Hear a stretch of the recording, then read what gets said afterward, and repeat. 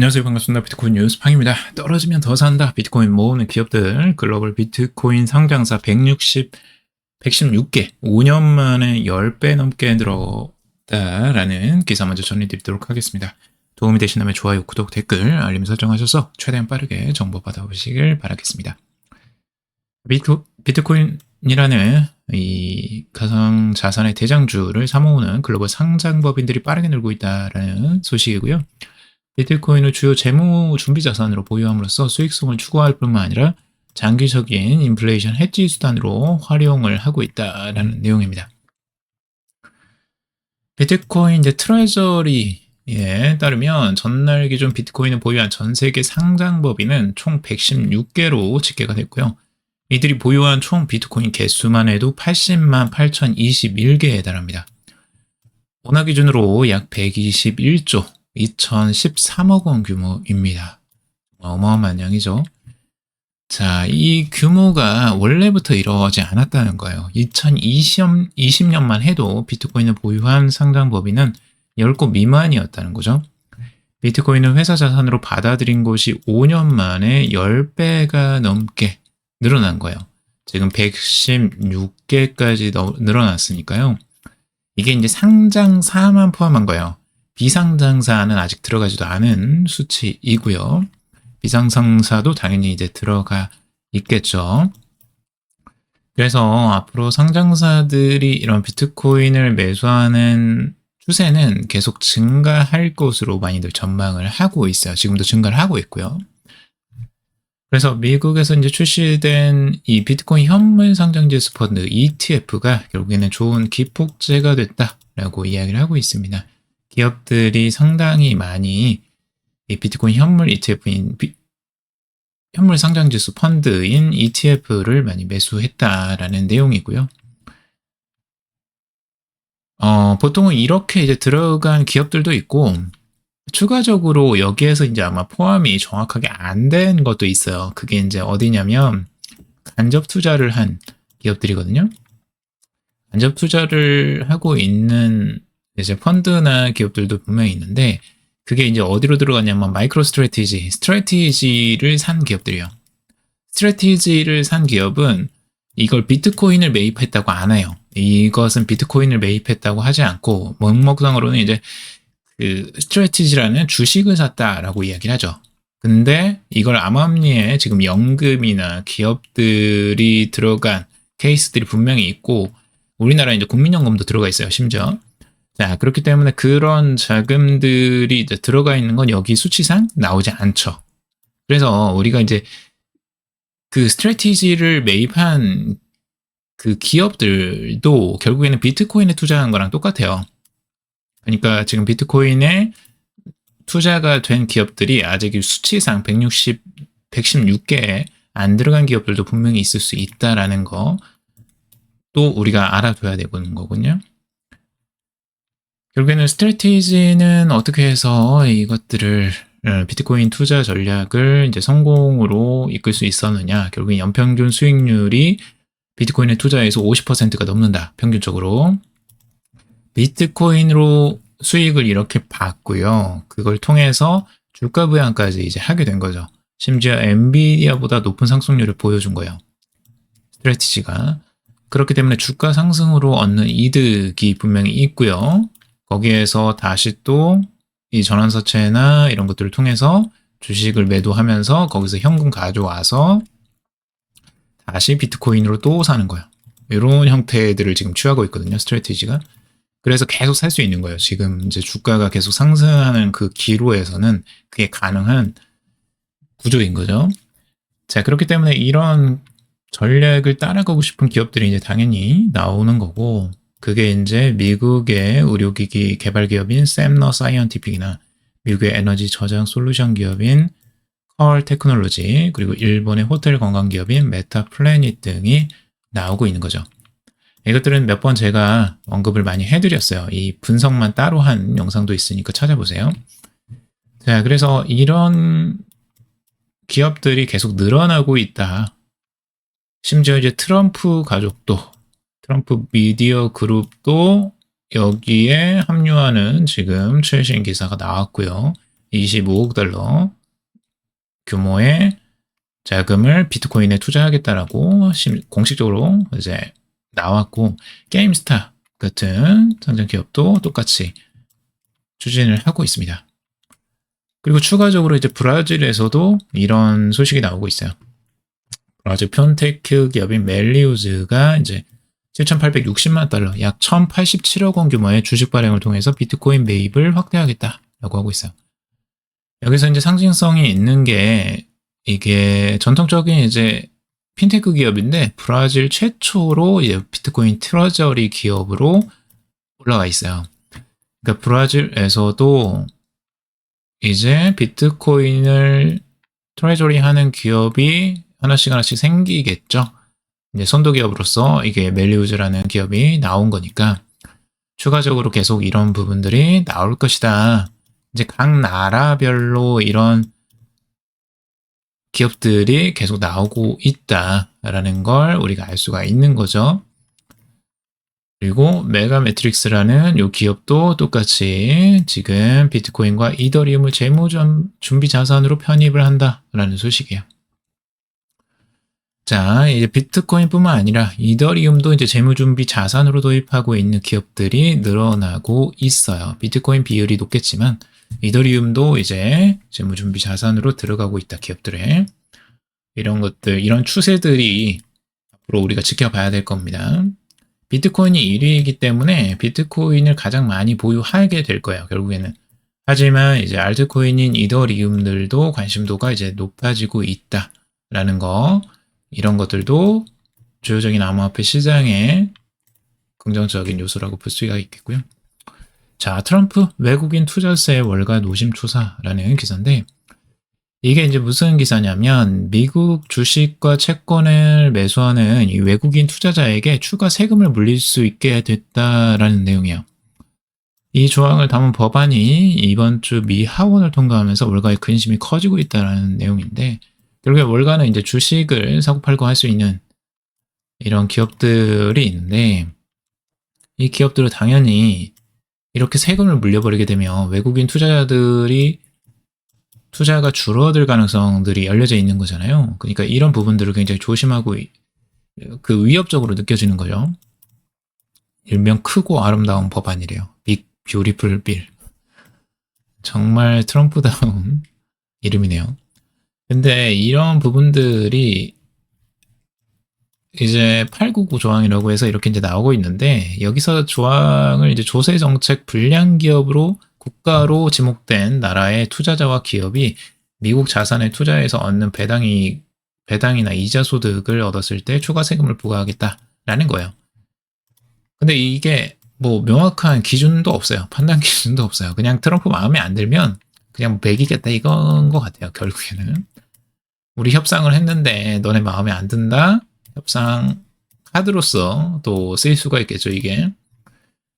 자, 그래서 이제 트럼프가 이렇게 이제 관세를 매기게 되면 얼마나 매기게 될까? 세금은 보통 이제 5% 시작해서 매년 5%씩 높아진대요. 와, 이거 너무 높지 않나요? 5% 높아지면 결국에 이제 상한은 20%라고 지금 보고 있는데, 그럼 외국인들이 뭐 20%까지 세금을 내면서까지 이걸 투자하고 싶을까 하는 거죠. 뭐 국채나 뭐 채권을 회수했는데 20%의 세금을 매긴다? 그러면 안 들어가죠. 빼죠. 뺄 가능성들이 높고, 자, 그러면 우리는 이제 생각을 해봐야 돼요. 어떻게 생각하느냐. 지금 이제 미국 자산에 들어가는 이 자금들이 어디로 갈까 하는 거죠. 만약에 주식과 채권을 들어가려다가 이 세금 때문에 이제 머뭇거리거나 되돌아오는 자금들은 어디로 갈까? 첫 번째 생각해 볼 수 있는 것은 이제 자국으로 들어갈 가능성, 아니면 이제 그 타국으로 들어갈 가능성. 근데 보통은 이제 자국으로 많이 들어올 가능성들이 있겠죠. 우리나라 같은 경우도 이제 해외 자금들이 지금 이제 우리나라로 다시 복귀할 가능성들도 당연히 열릴 수 있고요. 첫 번째는. 자, 두 번째는 암호화폐입니다. 암호화폐. 결국에는 비트코인, 뭐 이더리움, 뭐 이런 것들에 이제 들어갈 수 있는 가능성들이 열리는 거죠. 여기서 안 들어가면 어디로 들어가겠어요? 세금을 좀 더 안 매길 수 있는, 세금을 물지 않는 암호화폐에 관심을 가질 수밖에 없게 돼요. 이게 당연하겠죠. 그래서 트럼프가 이제 이걸 의도했는지는 모르겠지만 트럼프는 지금 암호화폐 사업을 하고 있잖아요. 그렇죠? 비트코인 채굴 산업도 하고 있고, 그 다음에 뭐 밈코인 사업도 하고 있고, 그 다음에 USD 스테이블코인 사업, USD1이라는 스테이블코인 사업도 하고 있고, 뭐 국가별로 엄청난 사업들을 하고 있어요, 지금. 근데 이제 그런 사업들이 결국엔 자금이 들어와야 될 거 아니에요? 결국에는 암호화폐 시장으로 자금이 들어오는 것들은 트럼프에게 굉장히 유리합니다. 그쵸? 자, 그러면 그 자금들이 이 암호화폐로 들어왔을 때 트럼프는 당연히 이득을 얻을 가능성이 높아지는 거죠. 합리적으로 생각해 보더라도 이 자금의 흐름들을 어디로 가져가느냐, 어떻게 흘러가게 만드느냐, 트럼프의 이제 하나의 계획 중에 하나일 가능성들도 조심스럽게 추측을 해보는 거죠. 트럼프의 관세 압박이 이제 비트코인의 공급망 위협을 한다라는 기사고요. 이거는 결국에 이제 미국의 채굴 산업에 대한 전망이에요. 미국이 이제 채굴 1위거든요. 지금 현재 채굴 기업 1위가 미국 상장사예요. 마라 홀딩스라는 기업이고 거기가 지금 비트코인 보유율 상장사로는 2위에 해당될 정도로 채굴 산업이 굉장히 크게 발달되어 있습니다. 원래는 중국이었는데 중국에서 이제 채굴 금지 조항이 떨어지면서 이제 이게 미국으로 넘어가게 된 거예요. 근데 이제 관세가 이제 붙기 시작하는 거죠. 지금 미국에서 도널드 트럼프 때문에. 관세가 부과되면은 문제는 이제 채굴기에도 이제 관세가 붙겠죠. 그렇죠. 근데 채굴기가 미국에서 생산되는 게 아니에요. 채굴기는 대부분 중국 거거든요. 지금 현재 채굴에 가장 많은 비중을 차지하는 게 이 중국의 트마이너 제품인데 시장 점유율의 80% 이상을 차지하고 있어요. 그래서 채굴기를 수입을 한다는 거, 이제 미국으로 수입을 할 때 관세가 매기게 된다는 거, 이게 이제 문제가 되는 거죠. 그래서 미국에서 이제 채굴을 하는 게 아니고 이걸 이제 다른 해외로 돌린다라고 하는 것들이고 그 중에 떠오르는 나라 중에 하나가 이제 파라과이. 파라과이가 적극적으로 이걸 유치하려고 하고 있다라는 내용이에요. 파라과이가 이제 지정학적으로 안정적이고 저렴한 수력 에너지를 통해서 채굴을 할 수 있게 한다라는 내용이고 외국인 투자의 우호적인 정책을 지금 피고 있다는 겁니다. 그래서 채굴 산업을 이제 키우려고 파라과이가 지금 적극적으로 투자 유치를 하고 있는 것으로 보여지고요. 미국이 이제 문제는 미국에서 이제 채굴을 할 수 없게 되는, 그러니까 채굴하기 좀 어려워지는 이런 환경이 이루어지는데 심지어 근데 이제 트럼프도 채굴 산업을 하고 있어요. 채굴 사업을 지금 진행을 하고 있고 그래서 과연 트럼프가 이제 이 관세를 어떻게 할 것이냐, 과연 미국에서 채굴을 하느냐 아니면 이제 해외 같은 파라과이 같은 그런 나라에서 오히려 이렇게 할 것이냐, 뭐 이 전략들은 뒤에서 한 번 더 분석을 해봐야 될 것 같습니다. 자, 그리고 다음 주 예정된 FTX 자산 채권자 분배 암호화폐 시장 자본 유입 촉매된다라는 기사고요. 지금 FTX 채권자 신탁이 5월 5달러 이상의 현금, 5억 달러 이상의 현금과 스테이블 코인을 채권자에게 분배하기 시작했다라는 겁니다. 이 자금은 비트고와 이제 크라켄을 통해서 6월 첫째 주차 3년여일 이내 채권자 계좌로 입금될 예정이다라고 하고 있어요.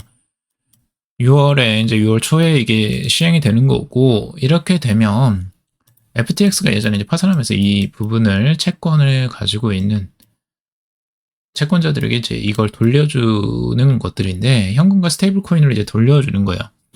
자, 이렇게 되면 암호화폐를 원래 투자했던 이제 투자자들이잖아요, 이들이. 그러면 이들은 또 어떻게 할까요? 이게 분배되면 다시 이제 암호화폐 시장으로 들어오는 거죠. 이게 이제 암호화폐를 다시 한번 구매할 수 있는 수요가 생긴다라고 보는 겁니다. 결국에는 바로 이 스테이블 코인을 통해서 비트코인을 다시 재투자할 가능성들, 그것들이 열린다. 5억 달러 이상이 우호적 자금이 들어올 수 있다라는 긍정적인 소식입니다.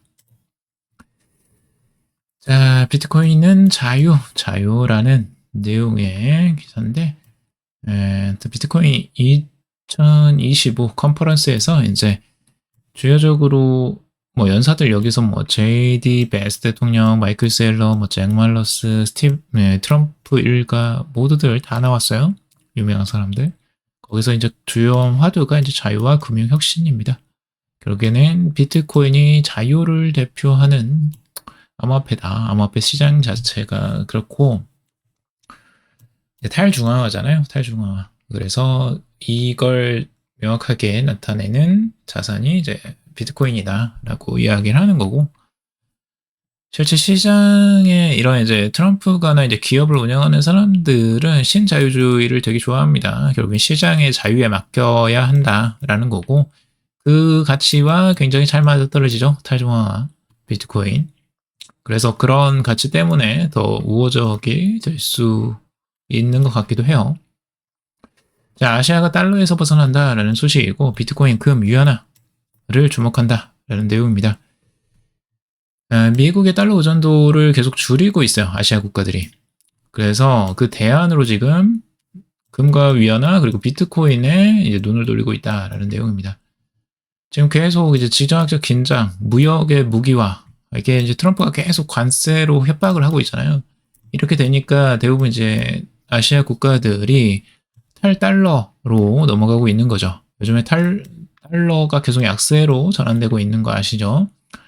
그럼으로써 비트코인에 오히려 우호적인 환경이 계속 조성되고 있다라고 하는 거고, 지금 싱가포르, 인도네시아, 인도, 일본 뭐 다 아시아 주요 경제국이 지금 달러 기반 자산 의존도를 계속 줄이고 있는 추세로 가고 있다라는 겁니다. 뭐 중국도 마찬가지고요. 무역 거래에서 달러보다는 다른 통화들을 이용하려고 많이들 보고 있고요. 그럼으로써 이 비트코인에 대한 수요가 높아지고 있는 걸 볼 수가 있습니다. 파키스탄도 이제 비트코인 전략 비축 계획 같은 것들을 지금 발표를 하고 있고 검토를 하고 있는 것으로 지금 나타나고 있고요. 뭐 홍콩, 싱가포르 같은 지역에서도 비트코인의 입지가 지금 확대가 되고 있고요. 이런 것들이 아주 우호적으로 지금 가고 있다라는 내용의 기사입니다. 자, 그래서 암호화폐 시장에 대부분 이제 우호적인 그런 환경들이 지금 하나하나씩 조성이 되고 있다는 걸 우리가 정리해 볼 수 있습니다. 자, 오늘 여기까지 정리해봤고요. 여러분들 도움이 되셨길 바랍니다. 도움이 되셨다면 좋아요, 구독, 댓글, 알림 설정하셔서 최대한 빠르게 정보 받아보시길 바라겠습니다. 오늘도 방송 들어주셔서 감사합니다.